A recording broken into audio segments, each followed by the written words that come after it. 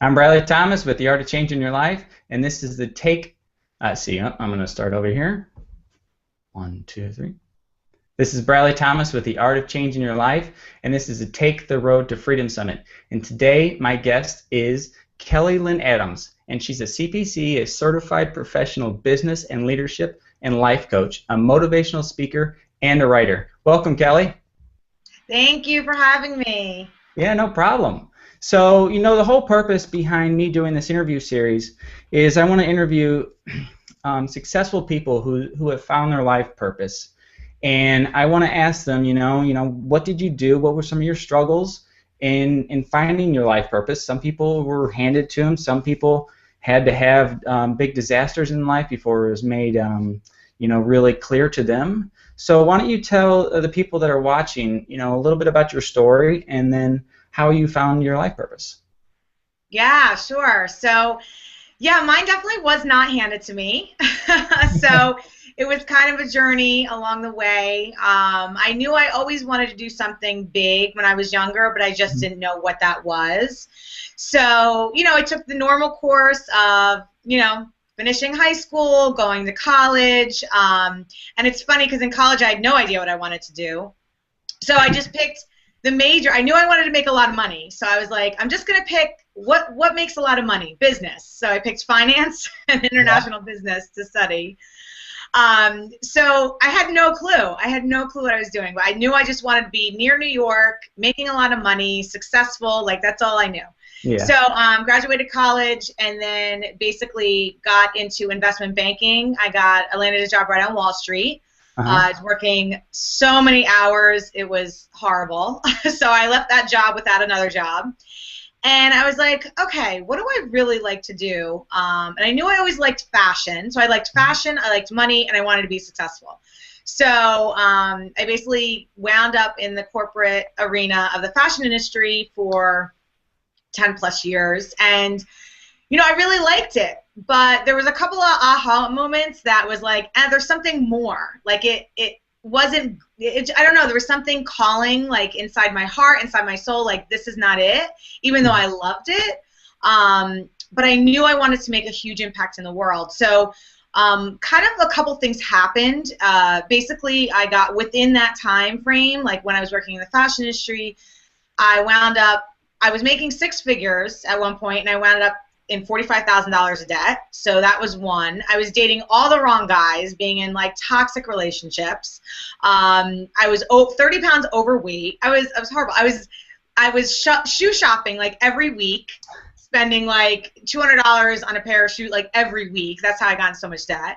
That's one of the reasons why. And then I just wasn't happy, and I was working a lot of hours. Even though I liked my job, I just didn't want to be working those type of hours. So I was like, what the heck do I want to do? And I basically really just kind of, that was my shutdown. Like, that was like, I have to just, I was basically grabbing onto all these external circumstances of, okay, what's going to make me happy? The shoes made me happy for about a week. I drove a BMW at the time. Like, that made me happy for, when I first got it. So all these things weren't making me sustainably happy. And I think people get caught up in like, whether they're parents or mentors or teachers telling them like, oh, you have to follow this path, or this is what you do. You get a job and you make good money and you have kids and, the 2.5 family, family lifestyle with the white picket fence. But not everyone likes that lifestyle. And even people that are in a, say a job for 20 plus years, like they still have this calling, like there's something more for you to do, So I basically surrendered, and I started my quote unquote spiritual journey, I call it. And I just sat down with myself, and it took a while. I mean, up to even like last year, I got clear on like what exactly my niche is, like in business. But basically, I knew I wanted to do something with women. Like, I always wanted to empower and inspire women, and that's what I came basically to the realization is like, what is my mission? When I die, what do I want to be known for? And it doesn't have to be this grandiose mission that you have to have. I don't want to scare people and telling them, oh, they have to like heal the world. Yeah. But I think it's like, you have to be happy with yourself. Like when you die, like what do you want to be known for? Or, you know, what is your obituary want, you know, what do you want that to say about you? And it could be as simple, and this is not simple, but like being a great parent, you know? So it could be something as just being a great parent, but then what are the steps that you need to take to, you know, be happy and successful and really feel good about that.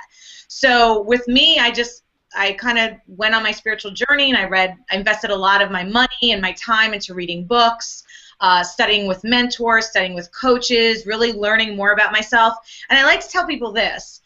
I don't think it's really the what you want, like, oh, when I get that car, I'm going to be happy, or, oh, it's never the thing you want. It's always the feeling that's associated with that thing that you want, right? Yeah, so right. I want to help people. I want to help women in general be, you know, I want to inspire and motivate them, because deep down, that feeling for me is like, I want to be of service. I want to help. So that's really important for me. So basically, I started my first business in network marketing. I was selling skincare, you know, literally having house parties and, like, you know, teaching women, you know, how to build these businesses. And one day a client came to me and she's like, you're really good at this, like speaking in front of people and motivating us as you know, being part of your team. Like, you should look into life coaching. I'm like, what the heck is life coaching? And there was something that existed, and this was like, you know, a couple of years ago, and I went back to school, and, you know, I really just dove right in, and that took basically a life of its own. And I started, like, I literally coached like 50 people for free. Like, I started my business from the ground up, literally. So nothing was ever handed to me. But so I basically, that's where I am today. It kind of just fell into it from the first business of selling skincare. And now, you know, I'm coaching, I'm speaking, I'm, you know, writing, and it's great. But I think I would like to tell people, just, like, don't put a lot of pressure on yourself. I think it comes naturally, but if you're doing the work, you know, if you're reading or investing time and energy into your personal development, it's going to come much quicker. So basically, you know, I was living the same type of lifestyle you were, and I had, you know, accumulated a bunch of stuff and bought my dream house, and you know, like you, my addiction, well, not like you, my addiction was you know, tech stuff and not shoes. But none of the stuff was making me happy, and I think that is kind of common for people who are starting to figure it out and want to be more present and help people, and that seems to be a common thread with people who find their purpose. Can you speak more to, you know, maybe how that resonated with you, that you wanted to start giving back and helping people, and how you maybe created that space to listen for that feeling? So now that you know, because your purpose now is more resonant, and it's clearer and it's easier for you, right?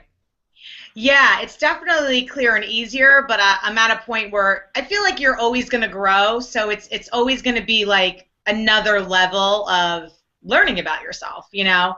But how I really got clear and really started just to, like, sit down and listen is, like, I just had these thoughts of, like, is there anything else? Like, is this all there is? Like, and that's what was nagging at me, because it's, you know, I had kind of everything, and I could get whatever I wanted, but I wasn't being fulfilled inside.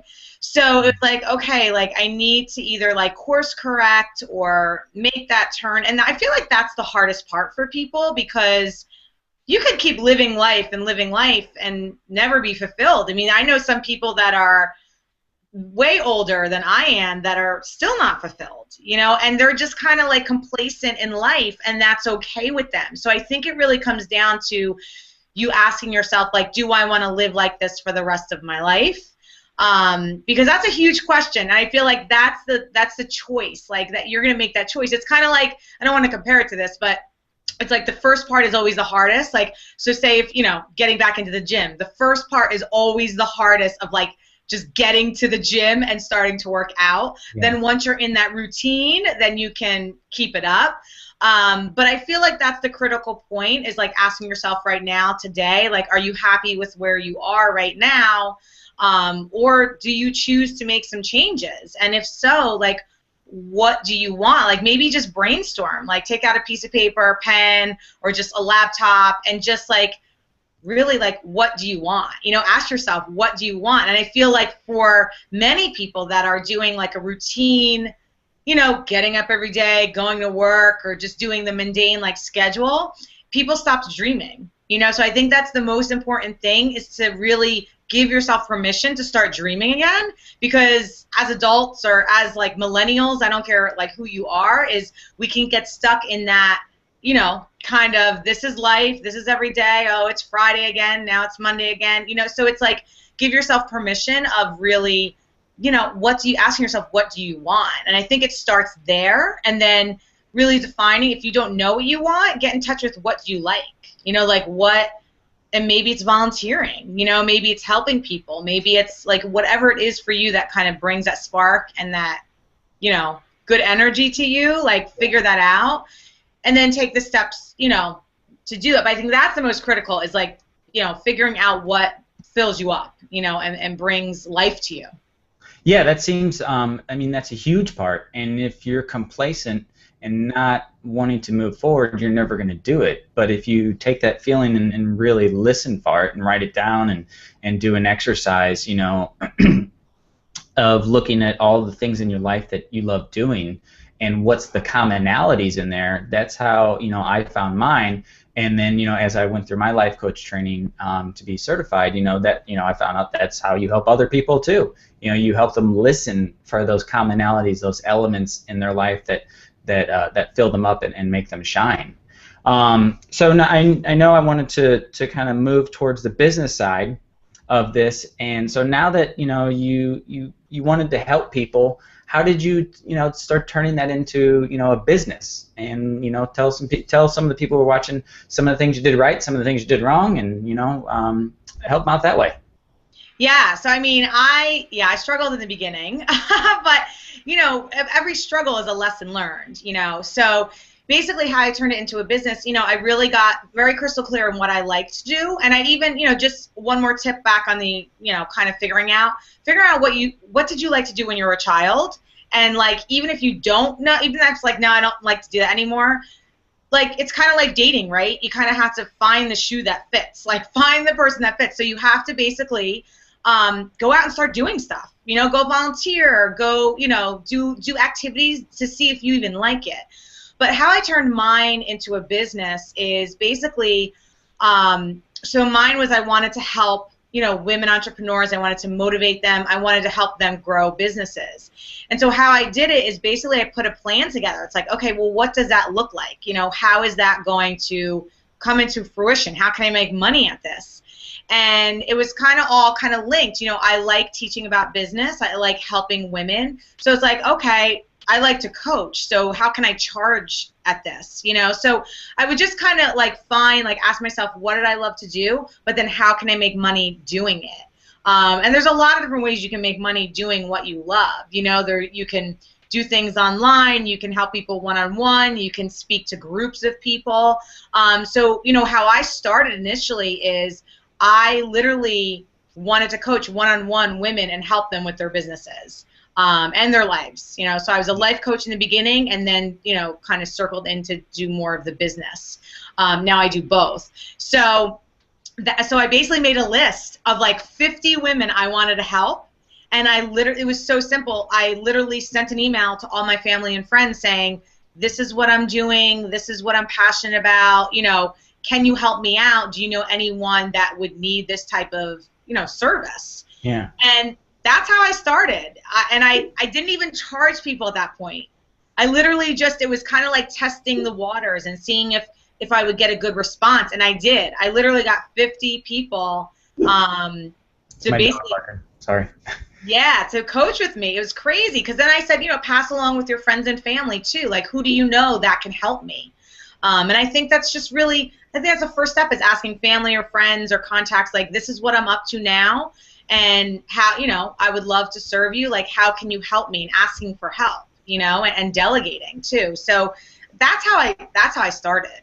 I think what you said there is kind of key, and you put it out there. You told people, you know, and that could have been something that was vulnerable for you at that moment, But because I think a lot of people don't say what they really want to do, and once you actually tell the universe, God, your friends, everybody, things start to actually happen. And like with you coach 50 people for free, and that kind of was your leap off point. But once you actually started doing that, were there any stumbles that you learned something a lot that you'd want to share with people so they don't make that mistake? Yeah, I mean, so there was a lot of things I did. The one is, I had no idea what to charge. I was like, I have no idea what to charge, and I don't know what people would pay for this. So in the beginning, I made a lot of mistakes with pricing. Like, what do I charge? Are people going to pay with it? Pay for it, and then feeling confident too about it. But I just kind of started, and I literally put myself out there. But there was a time and point where I was feeling resentful because I was pretty much working for like nothing. Because when I did start to charge, I charged very low. So, and I feel like this is kind of a lesson, like the more business you do and the higher you get, like it's always going to be a conversation of like, what the heck do I charge, and are people going to buy it in any level? So with that, I just learned, and I'm still learning today. It's like, you know what? Whatever price that you feel confident about, then just do it. Just put it out there, and just rest assured, like, you have this service and this idea and this passion. This idea and this passion wasn't just put in your head for no reason. I truly believe, God, universe, like you said, higher power is at work here, and only you can basically live that out, bring that purpose to the world. So it's not like, someone's going to have the same exact purpose as you. I think everyone has different purposes, and you can only bring it in your unique voice. So you're always going to kind of have like so the pricing for me was really, thing. So I would just say for people, just set a price and go out there, and then you'll know when you need to set your prices higher. Mm-hmm. I feel it's like a trial and error, and you'll get to that point where you're like, oh, like resentful, or I don't want to like do this, or I'm not making much money, and then you course correct. So I feel like every level of your business you're going to get to that, but you really need to feel confident in the price that you put out first, and then course correct. And I'm still learning that today. The second thing I would say is what I've learned is like always being confident that you can deliver. Because a lot of people, it's scary, right? If you have this new like why, this new purpose, like, are people going to really take me seriously? If I'm 20 plus years in my career and I want to switch to doing something, full time or on the side, like, are people going to take me seriously? And if you really have this deep desire and this passion, just know that's you're supposed to fulfill it out. And that's where I tell people, just be confident that you can do it, and you're going to fail. So expect failure. Like, I forget who said it best. It's like, you're going to fail, but fail fast. So just get that in your head, and that's what I do all the time. It's progress, not perfection. If something's not perfect, oh well. Like, and people actually, I think, like to see you mess up, because it then shows like you're real. Like you're not, so I would just say it's progress, not perfection, and just put it out there, even if it's not 100% perfect. Yeah, it's like this interview. We had a technical snafu, and it's like, well, what else can you do? Like, something happened, and it's in the internet's God's hands, and they didn't see fit for it to work out exactly or perfectly as planned. I think that's a really good point, and I speak to that mantra too of telling people to actually plan for the failures. Don't expect it to go perfect. Expect that you're gonna, if it's a 10-step process to get to goal of X, expect 15. And those other 5 are going to be where you screw up, and where your lessons learned, and what and how you can improve on the next time. And I like to tell people, once you get to that failure, just think it's that progress, and then just keep moving, and think of it as the next step, as part of the step, instead of thinking of, oh, it's a setback or whatever. Because if you go into that negative mindset, you're gonna keep falling backwards, and you're gonna go in the negative spiral instead of going in the positive spiral, which will propel you further and even faster. So I know we're kind of winding down here. Is there anything else that you want to add to this, to either in the life purpose area, and help people in that, or in the business aspect, kind of like the one final piece of advice to help people?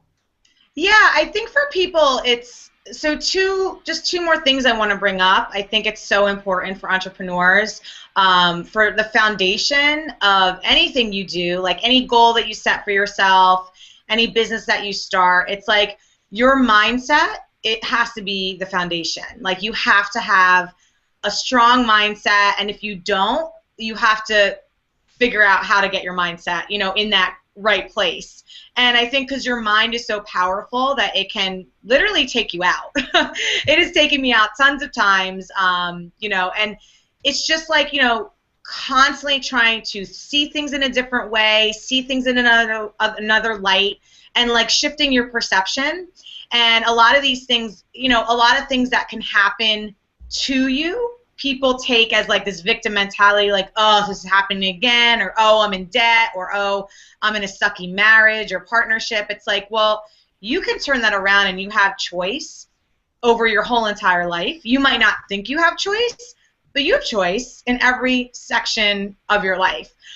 So I think mindset's so important, and just, shifting the way you see things is so critical. And I would just like highly recommend people to just, start reading a book. My challenge is to read a book a month for this whole year, to keep my mindset right, like, so personal development books or whatever books that, I feel like reading.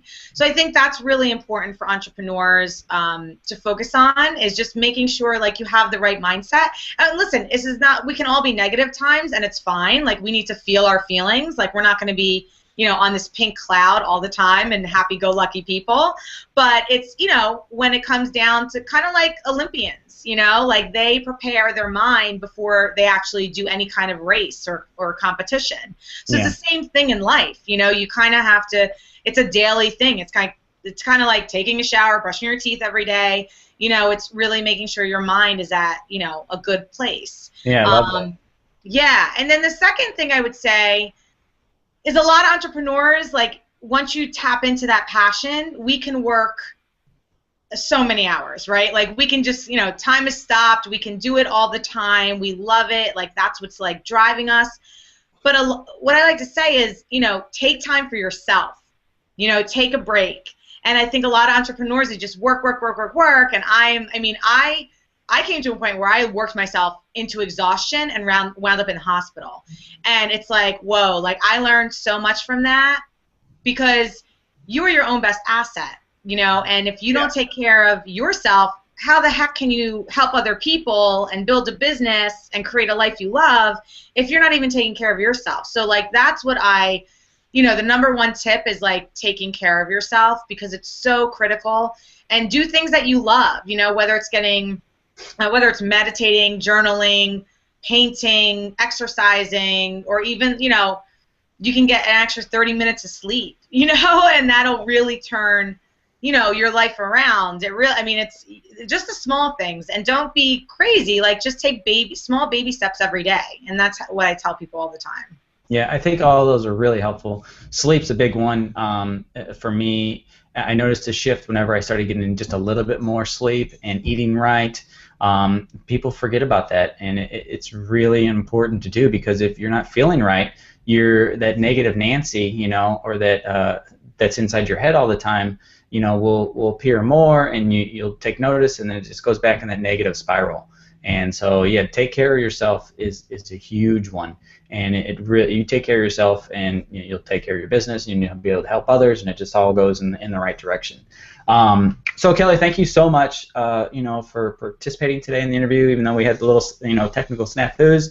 How can people, find you and tell a little bit more about yourself on that end? Yeah, so people can find me at my website, kellylynnadams.com, or on social media. I'm on all social media under Kelly Lynn Adams. Mm-hmm. And yeah, I have, I'm doing a lot of things. So there's not specifically one thing that I can promote. It's just, if you follow me on social media and look at my website, and sign up for my newsletter if you feel called to, that's where I really keep in touch with, what I'm doing. So a lot of good stuff coming up. So yeah, check me out. Cool. Yeah. What kind of what's one thing your people will get from your newsletter, to entice them to go check it out? Yeah, so I actually, when you join, there's 3 gifts that I give. So one, I created like a manifesto. So it's pretty much you can print it out and put it on your wall. It's all like positive quotes and like really inspirational like sayings. And then the second thing is a 10-tip ebook that I wrote of like, how can you grow your business and manage your lifestyle. And the other thing is a 30, 60, 90-day plan of what are the goals that you want to set for yourself in the next 30 or 60 or 90 days. And I love it because it's a typable or writable PDF, so you don't have to print it out. You just type your answers right on there. But it's really helpful. I mean, definitely, I feel like people should be planning every 90 days, and even chunk it down even smaller. So it's really helpful to really get your goals and your, what you want to do accomplished. So it's kind of like a roadmap. Yeah, that's awesome. Yeah. So thank you very much, for participating today. Any last words of advice for people? Yeah, I would just say, life's short. Go out there and do what fills you up and makes you happy. Awesome. I love it. Thanks, Kelly. I really appreciate it. You have a great day. Thank you so much for having me. You too.